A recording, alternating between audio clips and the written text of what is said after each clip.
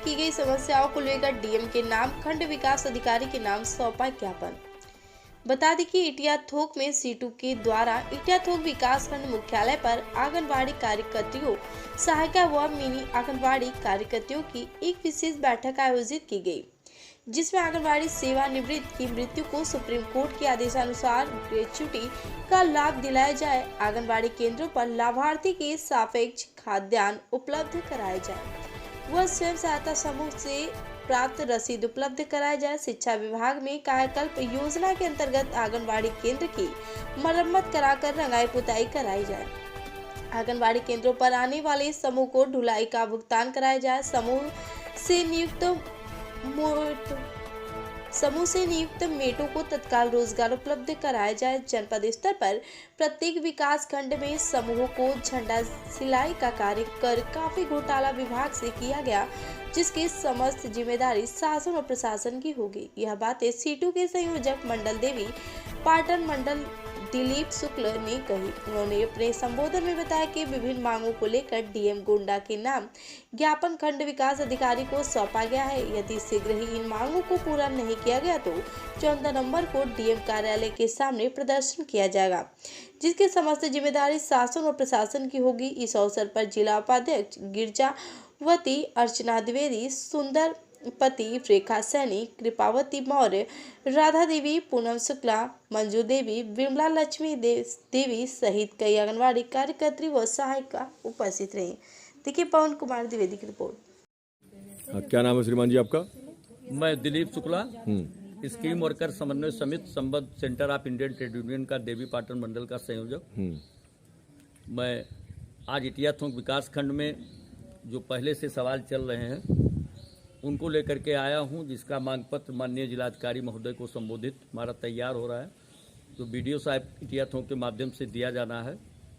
आज एक हमारी सहायिका अन्नू देवी जो कुछ ही दिन पहले अभी मृत्यु हो गई है, जिसका श्रद्धांजलि सभा भी किया गया, और जो मांग पत्र प्रमुख रूप से हमको देना है उसमें मनरेगा में समूह से नियुक्त हैं महिलाएं मेट पर, जिन्हें काम नहीं मिला है, जिसके पीछे रीज़न है कि जब तक 20 मजदूर कार्यस्थल पर नहीं जाएंगे तब तक मेट को काम नहीं मिलेगा।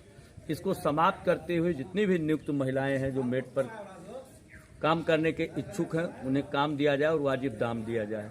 महिला स्वयं सहायता समूह की स्थिति इस समय इसलिए भी खराब है कि ज़्यादातर कर्मचारी जो उसमें लगे थे आउटसोर्सिंग के, वो कतिपय कारणों से हड़ताल पर हैं। कार्यालयों पर प्रायः एडीओ आईएसबी के अलावा कोई कर्मचारी दिखाई नहीं पड़ता है। इसी बीच में इस डिपार्टमेंट में एक बड़ा घोटाला हुआ है।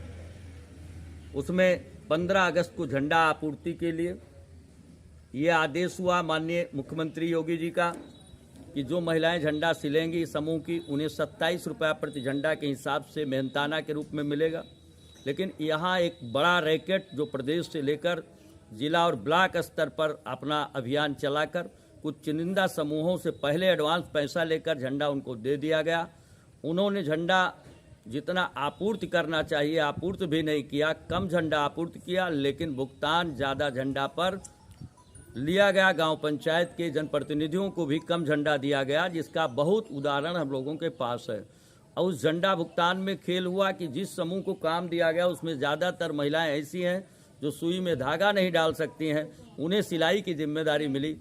गौरतलब है कि उस समूह में सभी अगर महिलाओं को काम मिलता जितने समूह हैं तो कुछ ना कुछ महिलाएं निश्चित रूप से स्वावलंबी हो जाती हैं। जो मांगे आप उठा रहे हैं, अगर ये मांगे मान लीजिए पूरी नहीं होती हैं तो फिर आगे आपका क्या? मैं 14 नवंबर को जिले के स्कीम वर्कर समन्वय समिति के नेतृत्व में 3 सेट में इकट्ठा होंगे और माननीय जिलाधिकारी महोदय को चाहे झंडा फूंका गया हो, चाहे झंडे में लूट हुई हो, चाहे राशन वितरण करने वाली महिलाओं को पारिश्रमिक मिलने का सवाल हो, चाहे मनरेगा में मेट का सवाल हो, चाहे आंगनवाड़ी में ग्रेच्युटी का सवाल हो, लाभार्थियों के सापेक्ष राशन न मिलने का सवाल हो, आशा के भुगतान में धांधली का सवाल हो, रसोइया के लंबित मानदेय का सवाल हो, इन सभी सवालों को लेकर 14 नवंबर को माननीय जिलाधिकारी गोंडा कार्यालय पर हम बाल दिवस मनाएंगे और प्रदर्शन करके मांग पत्र सौंपेंगे एक माननीय जिलाधिकारी महोदय को कि जनपद में इस प्रकार के जो व्याप्त भ्रष्टाचार हैं इसकी कमेटी बनाकर जांच कराई जाए